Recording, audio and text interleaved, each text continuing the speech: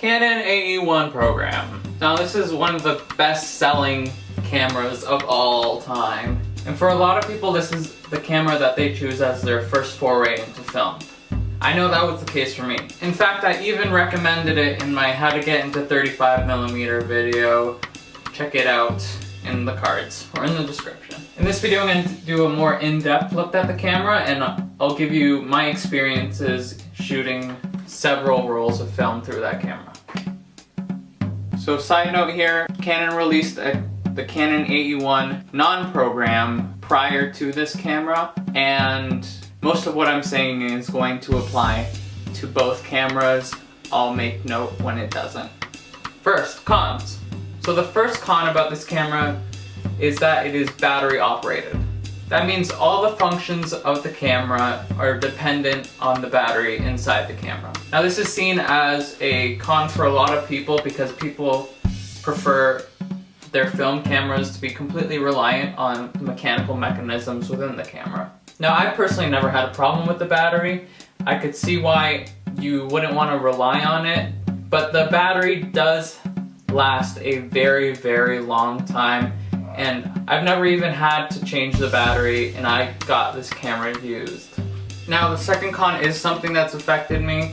That is that the camera is quite sensitive to the cold. I took it out into the woods on a fall evening and the shutter kind of froze up and it would sound like the photo was being taken, but it wasn't, so it was quite problematic when I got the roll back and all the photos I thought I got were not there. As far as I know, no permanent damage was done to the camera, so thank you. Another con is that these cameras are quite infamous for having a squealing sound when you advance the shutter. My camera in particular did have this issue for a little bit, but then it went away on its own. It's my understanding that it's not that hard to fix, it just needs a little bit of lubricant, but that's just something to watch out for. So the fourth con is the build of the camera. The camera looks like it's made out of metal, but it's not. Don't be fooled. It's a plastic shell that's kind of made to look like metal. That's not to say that the camera is made poorly at all. It feels sturdy, there's no flex to it, but it's just something to look out for if you're looking for a really solid camera. Time for the pros. A pro of this camera is the price. Since they made 1 million of these, you can find them at garage sales. Anywhere where you can find used stuff, it's probably there. You could probably find one on accident just walking outside. Maybe not that far, but they are quite readily available. And since there's so many, the price is pretty low on the camera. In fact, before you buy one, you might even want to ask an older family member if they have a camera from back in the day, and it might even be that camera.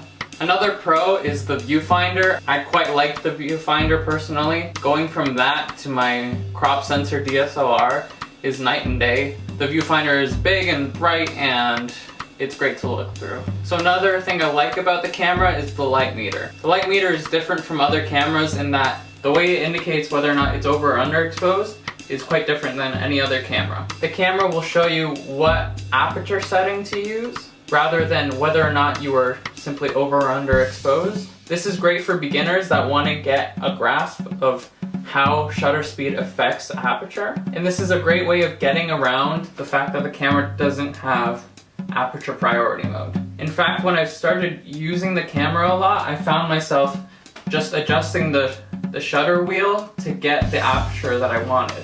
So another pro is the look of the camera. The camera looks great, it looks classic. It's great to hold and has a great feel in the hands. Though people might think it's a shallow thing to talk about the looks of a camera, if the camera makes you excited to go out and shoot film or any photos, it's a great camera. On the topic of lenses, there's so many lenses to choose from since this was Canon's mount before they went digital. This means that you can find really good glass for really cheap, and you can even adapt your film lenses from the Canon FD mount onto mirrorless cameras. So final thoughts is that I really enjoyed this camera personally. I like shooting with it. I would recommend it to other people if they're starting out. Just keeping in mind that you should probably buy a fresh battery and not get it in the